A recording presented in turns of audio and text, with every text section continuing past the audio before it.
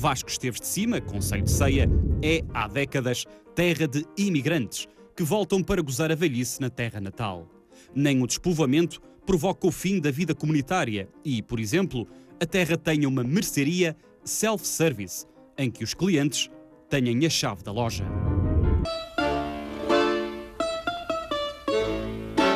A 700 metros de altitude, em plena Serra da Estrela, depois de Vasco Esteves de Baixo, fica Vasco Esteves de Cima. Trouxe-nos a Estrada Nacional 231 até este Templo do Silêncio, que é Vasco Esteves de Cima, um lugar desde sempre marcado pela imigração, dada a infertilidade das terras. Em regra, saíam os homens e ficavam as mulheres. As mulheres de cada terra foram autênticas heroínas nesta época, porque, na ausência dos maridos, foram obrigados a emigrar para a Europa, foram elas que criaram os filhos, com muito trabalho, trabalharam na agricultura de subsistência que se desenvolve aqui, não é? E criaram a família, e com muitas dificuldades. Dava para fazerem a sopa com couves e feijão e não sei o quê. Numa aldeia praticamente deserta, os primos Carlos e Manuel são dos poucos habitantes que acedem à conversa. As ações de sensibilização da GNR local sobre os cuidados a ter com possíveis burlões trouxe a desconfiança e a cautela para Vasco Esteves de Cima. Estranhamente, as chaves de casa continuam do lado de fora das portas. No Cabeço fica a igreja de Nossa Senhora do Bom Parto, acabada em 1947 com o dinheiro dos habitantes, imigrantes e ilustres senhores da terra. A festa religiosa acontece em julho, altura em que a aldeia se enche de gente. Por agora, pouco mais de 60 habitantes, a maior parte na Reforma, vivem nesta bela aldeia de Xisto. Este povo chama-se Vasco Esteves de Cima. E há outro povo ali ao lado, é Vasco Esteves de Baixo. A origem não se sabe se eram dois irmãos, para cá vieram, mas como é que foi? Ao contrário do que se diz na aldeia, Vasco Esteves era apenas um e não dois homens, proprietário muito rico e dinâmico, que terá sido responsável pela evolução da atividade agrícola e pecuária da zona. Agentes homenagearam-no, dando o seu nome a duas aldeias próximas. Antigamente, isso é que é a realidade, uma pessoa da minha idade já parecia que tinha 100 anos. Agora as pessoas estão... E há muitos de 80 e tal anos, depois como era de antes, já tinha morrido tudo. Agora, ao pouco ou muito, todos não dão qualquer coisa. Manuel tem 70 e emigrou jovem primeiro para Lisboa, passando por França e pela Suíça. Ao lado da igreja, a Casa do Povo, a Associação Cultural e Recreativa de Vasco Esteves de Cima, uma espécie de sala de convívio comum a toda a aldeia. É lá que Manuel nos recebe. Fomos daqui 3. Era um velhote assim também. Para a gente fazer as necessidades, foi cavar a neve, na altura desta, sem mentira nenhuma, até encharmos a relva, e com uma escadaria, e ali em volta daquilo é que a gente ia fazer as necessidades, porque as águasitas estavam tudo gelado, tudo. É tanta história assim tudo. Em França? Em França. Já se ouve o cantar das mulheres na capela da Nossa Senhora do Bom Parto. Manuel vai para casa, ainda vai dar de comer às galinhas e jantar antes de regressar à Casa do Povo para estar com os primos e com os vizinhos. À hora do terço são as mulheres quem cuidam de rezar pelas almas e pedir pelos que ainda vivem.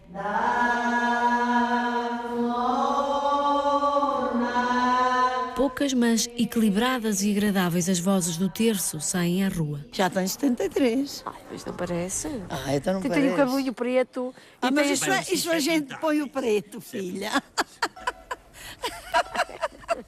Isto agora é tudo artificial. Eu estive 18 anos na cidade de Antuérpia, na Bélgica, onde tenho 4 filhos e 6 netos. Então esteve imigrada. Estive lá imigrada.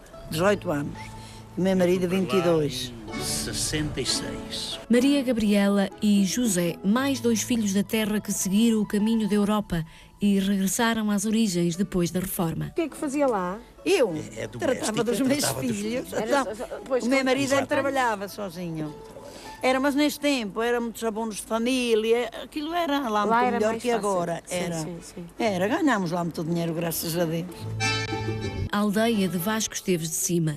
Agora que é noite e noite fria na Serra da Estrela, os mais velhos ficam em casa e os mais corajosos vão até à lareira da Casa do Povo, onde as cartas também têm memória.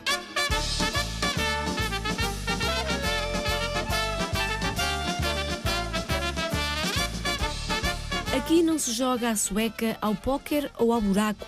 O jogo chama-se Cinquin e julga-se que este é o único lugar do país a saber jogá-lo. Há um jogo na Covilhã que se chama o Chinchon, que tem algumas regras parecidas com as nossas, com este jogo, mas não é igual. Não é a mesma coisa? Não, completamente diferente, mas tem algumas regras que são parecidas. Que a gente tenha conhecimento e mais lado nenhum do país se joga este jogo. O Cinquin foi trazido para a aldeia nos anos 40 pelos imigrantes provenientes da Argentina. Carlos aprendeu bem cedo. Foram eles que trouxeram o jogo de lá, cujo nome é Cinque, que quer dizer 5 em italiano, e é Cinque. Por isso é que joga com 5. Sabe muito bem porque o jogo tem o nome italiano e veio da Argentina, que se fala lá espanhol. Sim, porque na Argentina muitos imigrantes, mais que portugueses. Pode parecer confuso à primeira vista quando se tem pela frente 5 instrutores, mas não é um bicho de 7 cabeças. O jogo é praticado por 5 elementos que acabam em 2 grupos, chamados o da ligeira e o da pesada. Chamei-o 2 de pau seco. Agora é assim, o as vale 3 pontos a contar, o 3 vale só 1 e a figura vale 1. E estes não valem nada. Só que o 3 mata tudo, mata o as, mata o 2, mata tudo. São 3 e 2, 5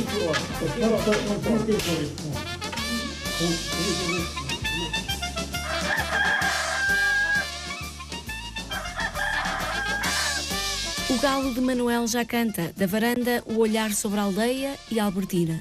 Talvez a primeira cliente do dia da mercearia self-service de Vasco Esteves de Cima.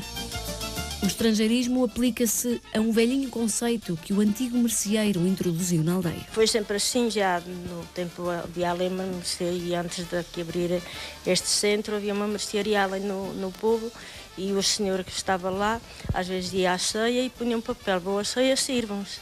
E a gente, quando precisava de alguma coisa, servia-se. Tanto fazia-se o café como a mercearia e apontávamos e dizíamos ao senhor e ele confiava, sempre foi assim.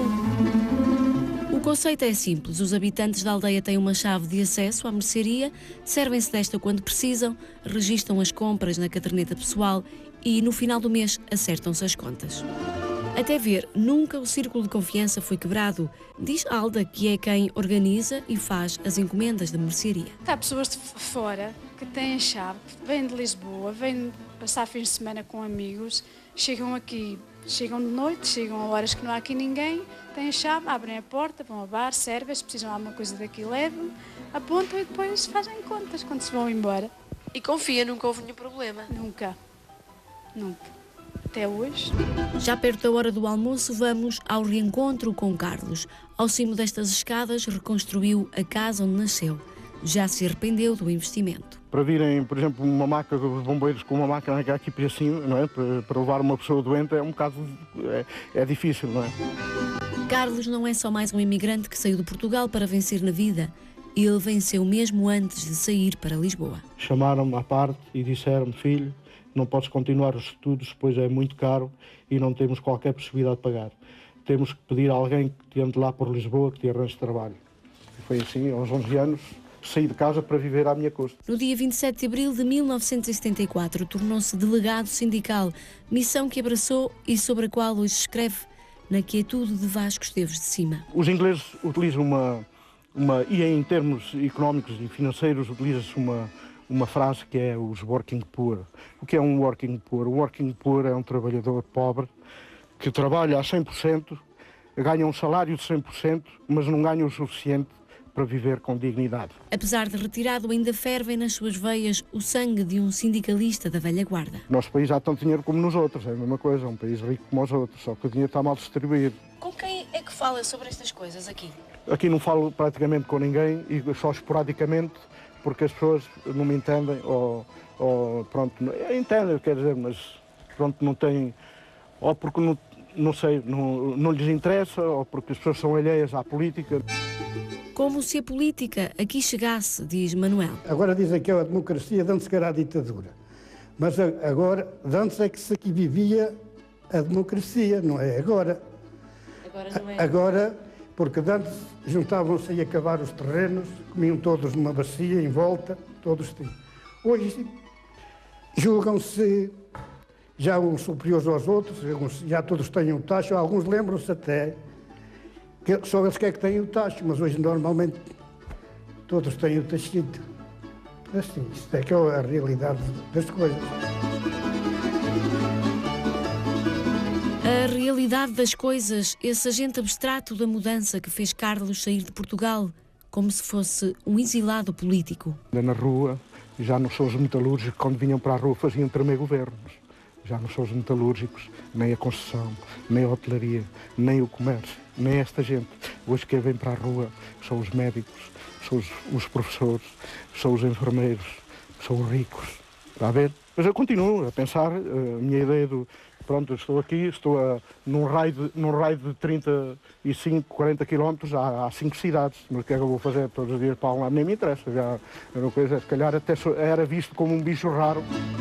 Na deserta Vasco Esteves de Cima, com pouco mais de 60 moradores, quase todos na reforma, não poderíamos deixar de visitar Dona Maria de Jesus, a mais velha habitante da aldeia. Quando assim está cantinho, ainda vou assim embaixo ao chafariz. Sim. Ainda vou assim um nadito até lá.